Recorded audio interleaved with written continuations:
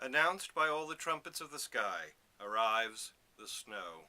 And driving o'er the fields seems nowhere to alight. The whited air hides hills and woods, the river and the heaven, and veils the farmhouse at the garden's end.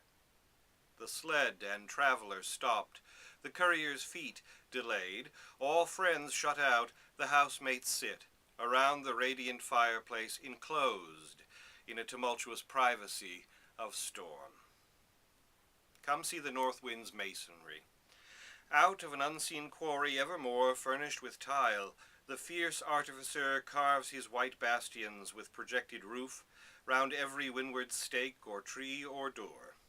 Speeding, the myriad-handed, his wild work, so fanciful, so savage, naught cares he for number or proportion. Mockingly, on coop or kennel, he hangs Parian wreaths. A swan-like form invests the hidden thorn, fills up the farmer's lane from wall to wall. Maugre the farmer's size, and the gate, a tapering turret overtops the work.